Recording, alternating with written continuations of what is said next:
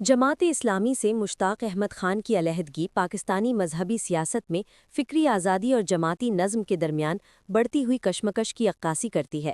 سابق سینیٹر مشتاق احمد خان کا جماعت اسلامی سے علیحدگی اختیار کرنا محض ایک تنظیمی فیصلہ نہیں بلکہ پاکستان کی مذہبی اور نظریاتی سیاست میں ایک نئے دور کی علامت ہے۔ یہ قدم جماعت کے داخلی نظم، فکری سمت اور سیاسی حکمت عملی پر گہرا اثر ڈال رہا ہے۔ خیبر پختونخوا کے ضلع صوابی سے تعلق رکھنے والے یہ رہنما مارچ 2018 سے مارچ 2024 تک سینٹ میں خدمات انجام دیتے رہے اور انہیں جماعت کے فکری دھارے کا سنجیدہ، با اخلاق اور علمی نمائندہ سمجھا جاتا تھا۔ مشتاق احمد خان کا گلوبل فریڈم فلوٹیلا کے دوران استعفیٰ دینا ان کے نظریاتی استقلال اور اصولی مزاج کا اظہار ہے۔ 19 ستمبر 2024 کو جب مشتاق احمد خان فلسطین کے حق میں گلوبل فریڈم فلوٹیلا کے ساتھ مصروف سفر تھے، انہوں نے جماعت اسلامی کی قیادت کو اپنا تحریری استعفیٰ ارسال کیا۔ بعد ازاں کیپٹل ٹاک میں میزبان حامد میر کے سوال پر انہوں نے کھل کر اعلان کیا کہ وہ جماعت اسلامی چھوڑ چکے ہیں۔ یہ لمحہ دراصل ان کے لیے فکری استقلال اور تنظیمی جمود کے درمیان ایک فیصلہ کن موڑ ثابت ہوا۔ جماعتی نظم و ضبط کی پابندی اور فکری آزادی کی ضرورت کے درمیان توازن نہ پیدا ہونا علیحدگی کی بنیادی وجہ بنا۔ مشتاق احمد خان نے وضاحت کی کہ جماعتوں کے تنظیمی ڈھانچے اور داخلی نظم و ضبط اپنی جگہ اہم ہیں، مگر ایک فکری کارکن کے لیے اظہار رائے اور سیاسی آزادی بھی ناگزیر ہے۔ وہ انسانی حقوق، جمہوریت، عافیہ صدیقی، فلسطین اور آئینی حقوق جیسے حساس موضوعات پر زیادہ فعال کردار ادا کرنا چاہتے تھے، اور اسی مقصد کے لیے وہ علی وزیر، منظور پشتین اور ماہ رنگ بلوچ جیسے رہنماؤں سے ملاقات کے حامی تھے۔ استعفیٰ کا عمل ان کے لیے محض سیاسی نہیں بلکہ گہرا ذاتی اور روحانی تجربہ ثابت ہوا۔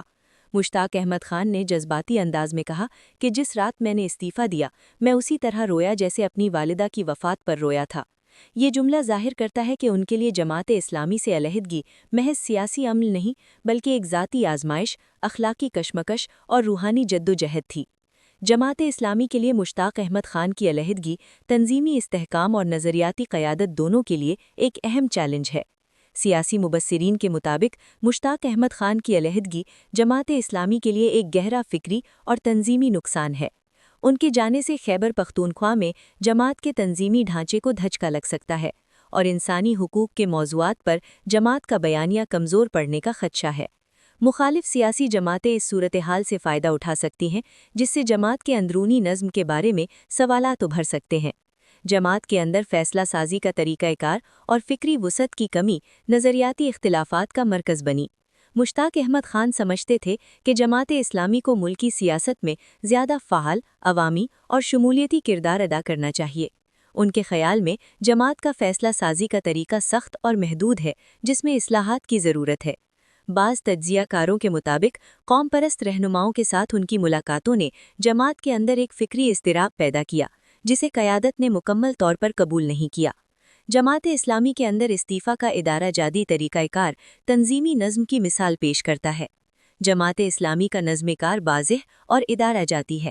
ہر رکن کا استعفیٰ تحریری طور پر صوبائی یا مرکزی امیر کو دیا جاتا ہے اور پھر شورا اس پر غور کرتی ہے۔ اگر حافظ نعیم الرحمن جیسے قائد استعفیٰ قبول نہ کریں تو معاملہ شورا کے سامنے جاتا ہے، جہاں افہام و تفہیم یا باضابطہ منظوری کے ذریعے فیصلہ کیا جاتا ہے۔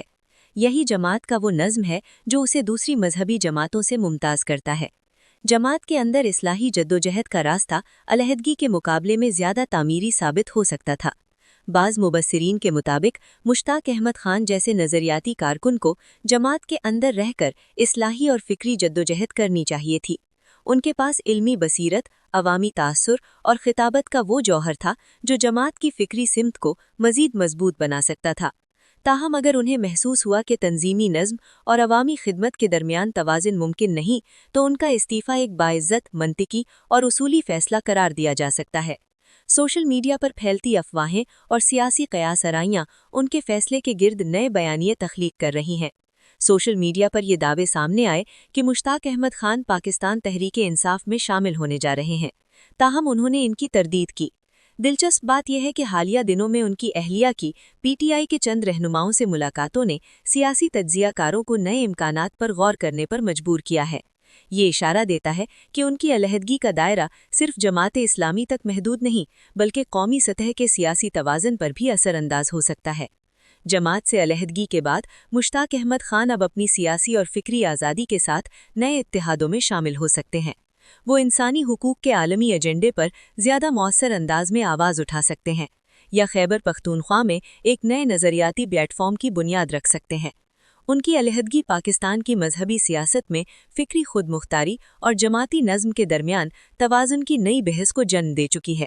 یہ واقعہ محض جماعت اسلامی کے لیے نہیں بلکہ پاکستان کی مجموعی مذہبی سیاست کے لیے بھی ایک فکری چیلنج ہے۔